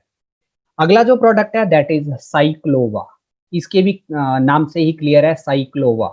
ये फीमेल में यूज़ होने वाला प्रोडक्ट है, और ये पीसीओडी एक प्रॉब्लम होती है, पीसीओडी, पॉलीसिस्टिक ओवेरियन डिजीज़। इसके नाम से ही क्लियर है, पॉली मीन्स बहुत सारी, सिस्टिक मीन्स छोटी-छोटी रसौलियाँ, ओवेरियन ओवरी में। पीसीओडी एक प्रॉब्लम होती है जिसमें ओवरी में छोटी-छोटी एक तरह से सिस्ट हो जाती है। कई आम भाषा में इसको पानी वाली रसौली बोलते हैं, या अलग-अलग एरिया में इसको अलग-अलग जो कंडीशन होते हैं वो बोलते हैं, लेकिन अल्ट्रासाउंड में क्लियर होता है कि इसको पीसीओडी की प्रॉब्लम है, और उसमें बहुत सारे सिम्पटम जो है डेवलप होते हैं। मेनली जिसको पीसीओडी होता है, उनमें जो एक सिम्पटम डेवलप होता है वो कंसीव नहीं कर पाते हैं, यानी कि प्रेगनेंसी नहीं होती है, जिसके लिए पेशेंट ट्रीटमेंट लेता है। नंबर सेकंड जो इसमें सिम्पटम डेवलप होता है वो मेंसेस से रिलेटेड इरेगुलरिटी। कईयों में ब्लीडिंग कम होती है, कईयों में ब्लीडिंग ज़्यादा होती है, यानी कि मेंसेस से रिलेटेड इरेगुलरिटी। नंबर थर्ड जो सिम्पटम डेवलप होता है that is here growth. Face पे हेयर ग्रोथ होता है, जो ये फीमेल जो वैसे नहीं होता है, तो ये हेयर ग्रोथ की प्रॉब्लम होती है। तो ये मेन सिम्पटम होते हैं जिनके लिए पेशेंट ट्रीटमेंट लेता है। तो ये सिम्पटम मैंने ऑलरेडी डिस्कस किए। कुछ लोग कुछ फीमेल जैसी होती हैं जिनमें कि ऑयली स्किन रहती है, या एक्ने की समस्या भी होती है, या वेट गेन भी होता है। तो इसमें जो आयुर्वेदा के जो बेस्ट कंटेंट है जो सिस्ट को कम करते हैं, या जो पीसीओडी में एक्ट करते हैं, या जो मेंसेस से रिलेटेड प्रॉब्लम है उनको रेगुलेट करते हैं, वो घटक इसके हैं, जैसे काचनार है, शतावरी है, या कसीस है। ये जितने भी सिस्ट से रिलेटेड प्रॉब्लम्स है उनको कम करते हैं, हार्मोनल डिस्टर्बेंसेस है उनको कम करते हैं। इसका 1 कैप्सूल सुबह, 1 कैप्सूल शाम को, ये मिनिमम 3 से 5 महीने तक यूज़ करना है। क्योंकि जो पीसीओडी की प्रॉब्लम है, उसमें 3 से 5 महीने मिनिमम इंडिकेशन है, तो 3 से 5 महीने तक इसके 1 कैप्सूल सुबह, 1 कैप्सूल शाम को यूज़ किया जा सकता है। अगला जो प्रोडक्ट है दैट इज़ रेम निद्रा। जैसे इसके नाम से ही क्लियर है, निद्रा, नींद, हमारी नींद के लिए एक बहुत अच्छा जो प्रोडक्ट है। थोड़ा-सा नींद को अगर हम लोग अंडरस्टैंड करते हैं, हमारी नींद के लिए एक हार्मोन बहुत इम्पोर्टेंट है, जिसको बोलते हैं मेलाटोनिन। मेलाटोनिन एक हार्मोन है जो एक तरह से जिसकी फॉर्मेशन के लिए ट्रिप्टोफैन एक अमाइनो एसिड्स है वो चाहिए होता है, और ये मेलाटोनिन तब रिलीज होता है जब थोड़ा अंधेरा हो। जैसे हम लोग बोलते हैं जब सोते हैं तो लाइट ऑफ करके सोना चाहिए, जिससे नींद जल्दी आती है, लेकिन अगर लाइट रहती है तो नींद नहीं आती है। कुछ लोग ऐसे होते हैं जो सोते हुए मोबाइल फोन का यूज करते हैं, उस टाइम मेलाटोनिन सेक्रेशन नहीं होता है, इसलिए मोबाइल फोन का यूज करते करते हमें ज्यादातर नींद नहीं आती है। और कई ऐसे लोग हैं जो सुबह तक भी मोबाइल देखते रहते हैं, उनको नींद नहीं आती है, क्योंकि मेलाटोनिन सेक्रेशन लाइट में नहीं होती है, थोड़ा अंधेरा चाहिए होता है। और मेलाटोनिन की सेक्रेशन के लिए एक हार्मोन अमाइनो एसिड बहुत इंपॉर्टेंट है जो होता है ट्रिप्टोफैन। ये ट्रिप्टोफैन दूध में मिलता है। हम लोग देखते हैं ना, जब दूध हम लोग सेवन करते हैं या दूध का यूज करते हैं तो हमें नींद आना शुरू हो जाती है, क्योंकि इसमें ट्रिप्टोफैन होता है जो मेलाटोनिन की सेक्रेशन करता है, जिससे हमें नींद आना शुरू हो जाती है। और जो इसके घटक है, जो रेम निद्रा के घटक है, वो 3 घटक है। एक तो इसमें ट्रिप्टोफैन ही है जो मेलाटोनिन की सेक्रेशन करता है जिससे नींद आती है। दूसरा इसमें थियानिन है 200 mg, और थर्ड वेलेरियन है 50 mg। तो अगर हम रेम निद्रा का अगर प्रोडक्ट देखते हैं तो उसमें 3 कलर है, तो तीनों कलर, एक ट्रिप्टोफैन का, एक थियानिन का है, एक वेलेरियन का है। तो ये 3 घटक इसमें है। ट्रिप्टोफैन जो मेलाटोनिन की सेक्रेशन करता है जिससे नींद आती है। जो थियानिन है ये ग्रीन टी जो इससे मिलता है, ये हमारे माइंड को रिलैक्स करता है। हम लोग देखते हैं जब माइंड रिलैक्स होता है तो नींद जल्दी आती है। तो इसमें थियानिन है तो माइंड को रिलैक्स करता है। नंबर थर्ड जो वेलेरियन है, ये स्लीप की क्वालिटी को इम्प्रूव करता है। कुछ लोग ऐसे तो सो जाते हैं, रात को नींद खुल जाती है, फिर नींद नहीं आती है, वैसे केसेस में भी इसका यूज किया जा सकता है। तो रैम निद्रा, इसको खाना खाने से 2 घंटे पहले यूज करना है, बहुत इंपॉर्टेंट है। इसमें एक स्पून है ऑलरेडी इसी के अंदर है, उसका 1 चम्मच 2 घंटे पहले खाना खाने से। अगर कोई 10 बजे सोता है तो 8 बजे यूज करिए, अगर कोई 11 बजे सोता है तो 9 बजे यूज करिए। 2 घंटे पहले यूज इसका करना है। सुबह के टाइम इसका यूज नहीं करना है, रात के टाइम जब हम सोते हैं तभी इसका यूज करना है। मिनिमम 2 से 3 महीने तक इसका यूज करना है। प्रेगनेंसी और लैक्टेटिंग वुमन में इसका यूज नहीं करना है। अगला डायबिटीज के लिए एक बहुत इंपॉर्टेंट प्रोडक्ट है, दैट इज डाइबा लाइफ। जैसे मैंने ऑलरेडी बताया, इंडिया डायबिटिक कैपिटल बन चुका है। 6 करोड़ से ज्यादा ऐसे लोग हैं जिनको डायबिटीज हैं, और 6 करोड़ से ज्यादा ऐसे लोग हैं जो प्री डायबिटिक है। तो इसका जो मुख्य घटक है वो है स्टेबलाइज्ड एलिसिन, जो एक तरह से जिसका जो जो लहसुन से हमें मिलता है, या जो गार्लिक होता है उससे मिलता है। लेकिन अगर हम लोग सिर्फ गार्लिक का यूज करते हैं, जो एलिसिन होता है, जो हमारा गैस्ट्रिक एसिड होता है, उसको डिस्ट्रॉय कर देता है। इसीलिए जो यूरोपियन साइंटिस्ट है डॉक्टर पीटर जोसलिंग, इन्होंने इसको 100% स्टेबलाइज्ड किया है, जो एलिसिन है। इसके साथ साथ इसमें दालचीनी है। दालचीनी का शुगर जो है उसको कंट्रोल करने में बहुत बड़ा रोल है। आयुर्वेदा में बहुत ज्यादा यूज होने वाली जो है दालचीनी शुगर में होती है। करेला, नीम और गुड़मार, ये भी आपने सुने ही है, करेला नीम जो है इसमें यूज होते हैं। ये इनके सारे जो है घटक है, ये शुगर को कंट्रोल करता है। और सेकंड एक जो टेस्ट इसमें करवाना है, that is HbA1c। It is glycated haemoglobin. Glycated haemoglobin ये एक तरह से जो 3 महीने का शुगर लेवल है उसको इंडिकेट करता है। नॉर्मल जो HbA1c है उसका जो नॉर्मल रेंज होता है वो 4 से 5.6 है। जो प्री डायबिटिक है 5.7 टू 6.4, लेकिन अगर 6.5 से ऊपर है तो वो डायबिटिक है। तो HbA1c जो टेस्ट है वो करवा सकते हैं। और खासकर जो ये डाइबा लाइफ है, ये HbA1c को नॉर्मल लेवल पे लाने का काम करता है। और जिसका HbA1c बड़ा रहता है उसको कॉम्प्लिकेशन होने के ज्यादा चांसेस होते हैं। जैसे हम लोग बोलते हैं कि जो डायबिटीज होता है उसके बाद किडनी खराब होने के चांसेस होते हैं, जो हमारे आई से रिलेटेड प्रॉब्लम होते हैं जिसको रेटिनोपैथी होती है, या जो पर्दा खराब होने वाली दिक्कत होती है वो दिक्कत होती है। तो HbA1c बड़ा रहता है तो वो प्रॉब्लम जल्दी होती है। तो ये HbA1c को नॉर्मल लेवल पे लाने का काम करता है। तो ये ब्लड शुगर को कंट्रोल करता है, HbA1c को नॉर्मल लेवल पे लाता है, और कोलेस्ट्रॉल को कंट्रोल करने में भी ये हेल्पफुल है। क्योंकि अगर कोलेस्ट्रॉल बड़ा रहता है उससे और भी दिक्कतें होती हैं। तो इसका एक कैप्सूल रोज का यूज किया जा सकता है। अगर किसी की ब्लड शुगर 250 या 300 से ज्यादा है तो इसके 2 कैप्सूल का यूज किया जा सकता है। खाना खाने से पहले इसका जो है यूज करना है। और कोई ऑलरेडी डायबिटीज के लिए मेडिसिन ले रहा है वो स्टॉप नहीं करनी है, उसके साथ ही इसको स्टार्टिंग में यूज करवाना है। अगला जो प्रोडक्ट है that is sorry that is melt fat. इसके नाम से ही क्लियर है, ये फैट को कम करता है, या जो ओबेसिटी है उसके सिम्टम को कम करता है। ओबेसिटी एक ऐसी समस्या है जिसके कारण बहुत सारी बीमारियां हो जाती हैं। ब्लड प्रेशर हो जाता है, डायबिटीज हो जाती है, या और मूड डिस्टर्बेंसेस या रिप्रोडक्टिव इशू, बहुत सारे प्रॉब्लम्स है जो ओबेसिटी से रिलेटेड होती हैं। इनका जो मुख्य जो कंस्टिट्यूएंट है वो इसबगोल है। वृक्षामला, वृक्षामला आयुर्वेद में यूज होने वाला एक प्लांट है जो वर्ल्ड वाइड अभी सेफेस्ट माना जाता है वेट को कम करने के लिए, जिसको गार्सिनिया कैंपोजिया भी बोलते हैं। मार्केट में इसके बहुत सारे मेडिसिन भी आते हैं, गार्सिनिया के बहुत सारे मेडिसिन आते हैं, तो वो भी इसका कंटेंट है। और आयुर्वेद में गुग्गुल जो है मेदोहर कहा गया है, वेट को कम करने के लिए इसका यूज बताया गया है। तो जो इसके बहुत अच्छे जो कंटेंट है, वृक्षामला है, गुगुल है, त्रिकटु है, और खासकर इसबगोल है। इसको खाना खाने से आधा घंटा पहले यूज करना है। एक सैशे को गिलास में लेना है। जो इसमें इसबगोल है वो थोड़ा सा स्वेलो करता है, थोड़ा सा फूलता है, जिसके कारण जो ज्यादा खाना खाता है वो कम खाना शुरू कर देता है। नंबर सेकंड, जो वृक्षामला है जो स्टोर्ड फैट है उसको बर्न करने का काम करता है। गुगुल भी स्टोर्ड फैट को बर्न करने का काम करता है, और त्रिकटु ये भी स्टोर्ड फैट को कम करता है। तो जब हम खाना खाते हैं तो मैक्सिमम फैट इसबगोल इसको अपने अंदर वो करके उसको एक्सक्रीट करता है। नंबर सेकंड, ये स्टोर्ड फैट को जो है बाहर निकालने का काम करता है, इसलिए वेट को कम करता है। ये खाना खाने से पहले 20 मिनट या आधा घंटा पहले लेना है, और उसके साथ 200 ml पानी का यूज करना है। और दिन को भी 2 से 3 लीटर पानी का यूज़ करना है, ये बहुत इम्पोर्टेंट एक इसके साथ इंडिकेशन है जो लोगों को बताना है। 10 साल से नीचे इसका यूज़ नहीं करना है। और एक जो बहुत इम्पोर्टेंट प्रोडक्ट है जो खासकर आजकल बहुत ज़्यादा यूज़ हो रहा है, दैट इज़ क्वचप्राश।